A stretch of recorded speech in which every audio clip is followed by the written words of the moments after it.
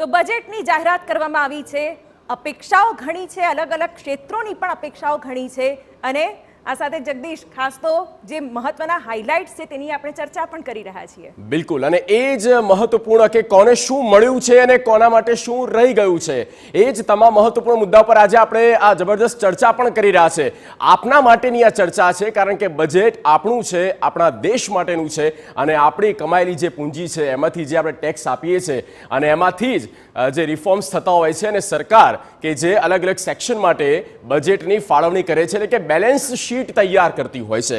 મારી સાથે જે ગેસ્ટ જોડાયેલા છે, શરૂઆત કરવી છે અને સૌથી પહેલા તમામ મધ્યમ વર્ગની ખાસ તો વાત કરવી છે અને કોર્પોરેટ સેક્ટરની જ્યારે આપણે વાત કરી રહ્યા છીએ ત્યારે મયુરભાઈ એક સવાલ સીધો આપને કરવો છે કે જે ટેક્સ રિજીમમાં જે મોટા ફેરફાર કરવામાં આવ્યા છે, 3 લાખ સુધી કોઈપણ પ્રકારનો ટેક્સ નહીં લાગે.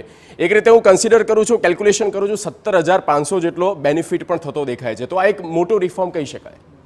મયુરભાઈ, બેઝિકલી આ કેવું છે કે એક ટેક્સ રિજીમ, નવી ટેક્સ રિજીમમાં જે છે 1 લાખ સુધી એક્સટેન્ડ કર્યું છે. એટલે કે 0 થી 3 લાખ અને 3 થી 6 લાખ હતું એને બદલે 3 થી 7 લાખ સુધી કર્યું છે. એને લીધે 17,500નો ટેક્સ બેનિફિટ થશે એવું એનાઉન્સમેન્ટ કરવામાં આવી છે. પરંતુ એમાં સ્ટાન્ડર્ડ ડિડક્શન જે છે એ બેઝિક 50,000થી વધારીને 75,000 કરવામાં આવ્યું છે. એટલે કે એ કેલ્ક્યુલેશન જો આપણે ડાયરેક્ટ જોઈએ તો 17,500નો બેનિફિટ જે છે એ ગણવામાં આવ્યો છે, પણ એકચ્યુઅલી પહેલાં 50,000 હતું જે ડિડક્શન એ વધારીને 75,000 કરવામાં આવ્યું છે. એટલે કે 25,000 સુધીની આવક વધારે હોય તો તમને ટેક્સમાં બેનિફિટ મળશે, એ રીતની એનાઉન્સમેન્ટ છે. બિલકુલ, એટલે સ્ટાન્ડર્ડ જે ડિસ્કશન છે એમાં એક મોટો બદલાવ કહી શકાય અને એક પોઝિટિવ જે બદલાવ છે તે અત્યારે દેખાઈ રહ્યું છે. ચર્ચાને આગળ આપણે વધારીએ અને દિવ્યાંગભાઈ, જ્યારે એજ્યુકેશન રિલેટેડ આપણે વાત કરીએ તો 3%નું જે એજ્યુકેશન લોન આપવામાં આવી છે, પણ સાથે ટર્મ્સ એન્ડ કન્ડિશન પણ કીધા છે કે કોઈ પણ સરકારી લોન નહીં લીધી હોય તો આ બેનિફિટ છે, બાકી નહીં. એના સિવાય એ તો છે જ કે જેને જો લોન નથી લીધી, એના સિવાય જે અત્યારનું લોનનું સ્ટ્રક્ચર આપણે જોઈએ તો 7.5 લાખ સુધી તો એમ પણ કોઈ પણ બેંક મોર્ગેજ માંગતી જ નથી. તો જો એજ્યુકેશન લોન ધારો કે તમે ફી વધારો સામે લો છો, મેડિકલમાં હમણાં ફી વધારો આવ્યો, તો નોન મોર્ગેજેબલ લોનનો સ્લેબ જે 7.5 લાખ છે એ ગવર્મેન્ટની ગેરંટી વધારીને 10.5-11 લાખ સુધી હોય તો કોઈક ફાયદો હોત. અધરવાઇઝ આ તો જે છે એ જ આપણને રિપ્રેઝન્ટ કરવામાં આવ્યું છે. બીજી રીતે કે ફર્સ્ટ યર જે ફર્સ્ટ ટાઈમ જ લે છે એના માટે છે. હવે એમાં કોઈ ક્રાઇટેરિયા મૂક્યા નથી, કારણ કે બેંક લોન જો ગવર્મેન્ટ ગેરંટી લેતી હોય તો અલગ વાત છે, બાકી જ્યારે બેંકમાં જાઓ ત્યારે તમારો સિબિલ સ્કોર, તમારા ફાઇનાન્શિયલ ડોક્યુમેન્ટ્સ બધું જ વેરિફિકેશન કરવામાં આવે છે. તો એ ડિટેલમાં જ્યારે આપણે વાંચીશું અનાઉન્સમેન્ટ ત્યારે જ ખબર પડશે કે કેટલો ફાયદો એકચ્યુઅલી સ્ટુડન્ટ્સને થવાનો છે.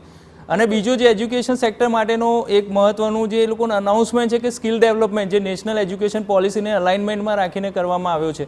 તો જો સ્કિલ ડેવલપમેન્ટના જેટલા પ્રોવિઝન શરૂના અડધો કલાક જે સ્પીચમાં કવર કર્યું, જો એ ઇફેક્ટિવલી ઇમ્પ્લિમેન્ટ થશે તો સ્કિલ ડેવલપમેન્ટ અને એમ્પ્લોયમેન્ટ જનરેશનમાં લાંબા ગાળે ફાયદો દેખાશે, પણ શોર્ટ ટર્મમાં કોઈ ફાયદો દેખાતો નથી. બિલકુલ અજયભાઈ, ખાસ તો વાત કરવામાં આવી રહી છે $5 ટ્રિલિયન ઇકોનોમીની. બરાબર, અત્યારે જે રીતે રેન્કિંગ સિસ્ટમમાં આપણે જોઈએ તો 5મા નંબરની અર્થવ્યવસ્થા ભારતની ગણાય છે, પણ મજલ ઘણી દૂર લાગે છે. આ રીતે નહીં થાય, એના માટે તો હરણફાળ જે આપણે શબ્દ વાપરીએ છીએ એ ભરવી પડશે. આમાં ક્યાં હરણફાળ દેખાય તમને? અંગ્રેજીમાં એક કહેવત છે કે લાઇઝ, ડેમલાઇઝ અને સ્ટેટિસ્ટિક્સ. તમે 2047માં $5 ટ્રિલિયન પહોંચશો, 2027માં આ કરશો. અરે ભાઈ, આજે તમે શું કર્યું એ તમે મને સમજાવો ને. આજે તમે મોંઘવારી ઘટાડવા માટે શું કર્યું? આજે મધ્યમ વર્ગને એમ હતું કે તમે મને ઇન્કમ ટેક્સમાં થોડીક રાહત આપશો તો મારા હાથમાં થોડાક પૈસા આવશે, અને મારા હાથમાં થોડાક પૈસા આવશે તો હું કંઈક ઇન્વેસ્ટ કરીશ. એવું તો કંઈ દેખાયું નહીં. આખું કોથળામાંથી બિલાડું નીકળ્યું. તમે બધી વાર્તાઓ કરી છે અને જે રાહત આપી છે એ રાહત માત્ર, મને તો એવું લાગે છે કે આ બજેટ માત્ર આંધ્રપ્રદેશ અને બિહાર માટે કર્યું છે, બાકી સ્ટેટસ કો છે. જો બજારને કોઈ લાભ થયો નથી.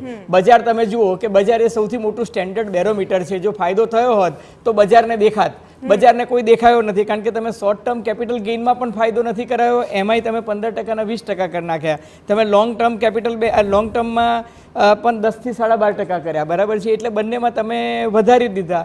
તો જે નક્કર અપેક્ષા હતી લોકોને એ તો કશું થયું જ નથી. એટલે બજેટ જે છે, જો 5 વર્ષની તમારી જે શરૂઆત હોય તો એમાં જે તમે વિકસિત ભારતનો રોડ મેપ, તો આમાં ક્યાં રોડ મેપ છે? આમાં તો કોઈ નક્કર જાહેરાત જ નથી થઈ. તમે કંઈક આપ્યું હોત, તમે મને એક ઇન્સ્ટ્રુમેન્ટ બતાવો આખા બજેટમાંથી કે જેમાં હું ઇન્વેસ્ટમેન્ટ કરી શકું ને એમાંથી મને કોઈ રિટર્ન મળે.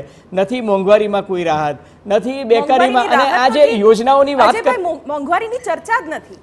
બેન, હું તમને કહું, મને માનનીય વડાપ્રધાન નરેન્દ્રભાઈ મોદીમાં બહુ જ વિશ્વાસ છે. ચલો મને કહો, આ સાહેબ જ્યારે આવ્યા ત્યારે એમને કહું હતું કે દર વર્ષે 2 કરોડ રોજગારીનું સર્જન થશે. આજે 10 વર્ષ પછી મને કહો કે 20 કરોડ રોજગારીનું સર્જન થયું. ગઈકાલે જે સોશિયો ઇકોનોમિક રિવ્યૂ આવ્યો છે ને, એમાં શું લખ્યું છે ખબર છે? 6.5% to 7% ગ્રોથ થશે. પછી નીચે છે ને બહુ નાનું લખ્યું છે કે કન્ડિશન અપ્લાય. એ કન્ડિશન અપ્લાય એવી છે કે 80 લાખ રોજગારીનું સર્જન થશે. તો હવે ક્યાંથી 80 લાખ રોજગારીનું સર્જન? આપણે અંકલેશ્વરમાં જુઓ ને કે ત્યાં 5 નોકરી લેવા માટે 12,000 થી 15,000 છોકરા છોકરીઓ બિચારા આવી ગયા હતા લાઈનમાં, ને પેલી હોટલની આખી પેલી તૂટી ગઈ હતી. હવે તમે જુઓ કે બેરોજગારીની શું હાલત છે. 130 નોકરી માટે અહીંયા 12 લાખ લોકો એપ્લિકેશન કરતા હોય અને તમે એવો સંતોષ માનો છો કે અમે 8 કરોડ રોજગારીનું સર્જન કર્યું. પણ ગ્રાઉન્ડ રિયાલિટી શું છે? મહારાષ્ટ્રમાં એરપોર્ટ પર 25,000 નોકરીઓ લેવા માટે 50 લાખ લોકો આવીને ઉપસ્થિત થયા. એનો અર્થ શું કે બેરોજગારી આટલી બધી છે? તમે મજાક ઉડાવી રહ્યા છો. અને તમે જે જાહેરાત કરી એ કહ્યું કે કોર્પોરેટ હાઉસ જે છે, ટોપ 500 કંપનીઝ છે, એમાં અમે 1 કરોડ નોકરીઓનું સર્જન કરશું. બેન, તમને કહું, આ દેશના આ સરકારના ભાગીદાર હરદન અલી દેવે ગૌડા, જે ભૂતપૂર્વ વડાપ્રધાન હતા, એમના પુત્ર કુમારસ્વામી, જે minister of steel and heavy industry છે, એને કહ્યું કે આ ગુજરાતમાં સાણંદમાં $2.7 બિલિયન જે ઇન્વેસ્ટમેન્ટ આવ્યું ને, એમાં $2 બિલિયન આ સરકારે સબસિડી આપી છે. તમે વિચારો, $2.7 બિલિયન એક મલ્ટીનેશનલ કંપનીને લાવવા માટે તમે $2 બિલિયન સબસિડી આપી. એમાં 20% ગુજરાત સરકારના ગયા, 50% સેન્ટ્રલ ગવર્મેન્ટના ગયા. અને કહ્યું શું? 5,000 રોજગારી. અલગ અલગ સેક્ટર્સના પણ હવે રિએક્શન્સ આવવા માંડ્યા છે. જી, એક રોજગારી માટે તમે 0.79 કરોડ રૂપીસનું ઇન્વેસ્ટમેન્ટ કર્યું. આ કઈ રીતના તમે કરો છો? કોઈ પ્રમાણભાન જ નથી. બિલકુલ. તો અલગ અલગ સેક્ટર્સના હવે રિએક્શન્સ પણ આવી રહ્યા